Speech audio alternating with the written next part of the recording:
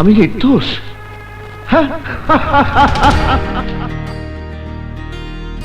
প্রযোজক বাবার সন্তান আলমগীরের রক্তেই ছিল অভিনয়। আলমগীরকে অলরাউন্ডার বললেও কম বলা হয়। পারিবারিক, সামাজিক, অ্যাকশন, রোমান্টিক, ফোক, ফ্যান্টাসি সহ নানা ধরনের চলচ্চিত্রের একজন সফল অভিনেতা আলমগীর। প্রযোজনা, পরিচালনার পাশাপাশি বাদ রাখেননি গান গাওয়াও। জীবনের ৭৬টি বসন্ত পার করে আজও চিরসবুজ বাংলা সিনেমার এই নায়ক।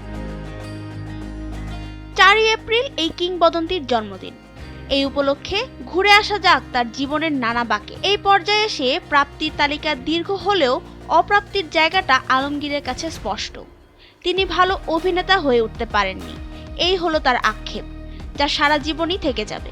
সফলতার পালকে যার মুকুট ভর্তি, তার মুখে এমন অকপট স্বীকারোক্তি একজন শিল্পীর আজীবনের সাধনার প্রতিচ্ছবি। সুচিত্রা সেনের ভক্ত আলমগীর অভিনয় করেছেন দেবশ্রী, ঋতুপর্ণা, জয়াপ্রদার মতো শিল্পীদের বিপরীতে। তবে নায়কের কণ্ঠে সিনেমার বর্তমান অবস্থা নিয়ে আক্ষেপ শোনা যায়। তার মতে, ইন্ডাস্ট্রিতে এক ধরনের শূন্যতা সৃষ্টি হয়েছে। প্রেক্ষাগৃহের সংখ্যা কমে যাওয়াতেও উদ্বিগ্ন তিনি। এখনো অভিনয় করতে প্রস্তুত এই নায়ক বলেন, একটি ভালো নেতৃত্ব, সুন্দর নীতিমালা আর ফেডারেশন দিয়ে চলচ্চিত্রের মোড় ঘুরিয়ে দেওয়া সম্ভব।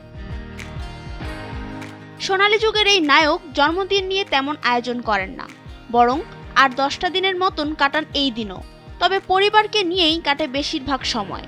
২১শে পদকপ্রাপ্ত এই শিল্পী জানান, ভালো গল্প পেলেই আবার অভিনয় ফেরত আসবেন।